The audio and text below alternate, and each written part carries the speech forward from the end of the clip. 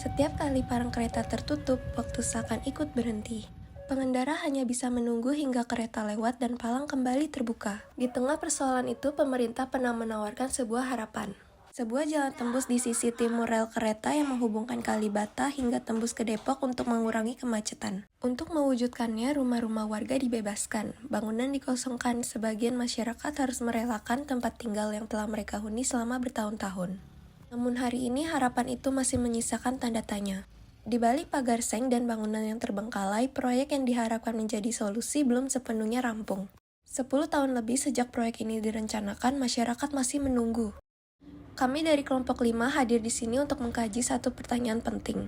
Bukan karena mengapa jalan ini belum selesai, tetapi mengapa warga tidak benar-benar diberitahu. Karena pembangunan bukan hanya soal membangun jalan, tetapi juga membangun komunikasi dengan masyarakat yang hidup di sekitarnya. Kalau pada kita diundang pertemuan, itu nggak saya aja, hampir masyarakat yang terkena sejajar rel tuh bilang, ayo dong kapan kita yang pasti, minta kepastian, karena kan selama ini kalau anak sekarang bilang di PHP-in gitu. Di PHP-in.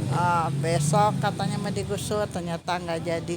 Tahun 2000 akhir tahun, akhirnya nggak jadi seperti itu. Kalau saya supaya segera mungkin, karena berisiko tinggi bagi saya, apalagi di RW 7 ini, karena sampah, keamanan lingkungan itu membahayakan masyarakat. Kan ada orang rumahnya yang dibuat kontrakan ya, itu mereka kan pada takut mau kegusur, akhirnya mereka pindah. Kan itu kan penghasilan dari yang punya kontrakan ya. Akhirnya kosong rumahnya, yang kontrak pada pergi, kan jadi mengurangi juga, dan itu dampak sosialnya besar. Dari hasil wawancara, permasalahan utama bukan hanya keterlambatan pembangunan, tetapi juga kurangnya kepastian informasi yang diterima masyarakat.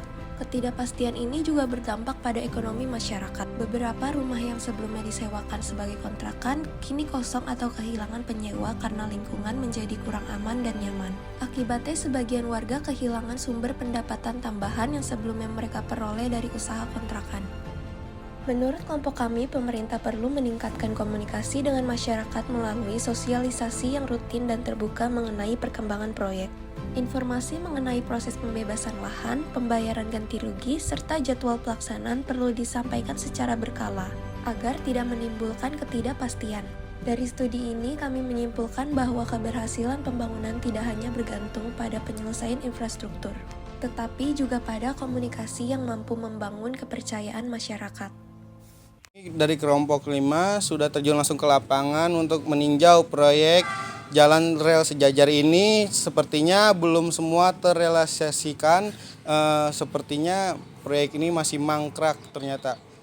Sekian, terima kasih. Wassalamualaikum warahmatullahi wabarakatuh.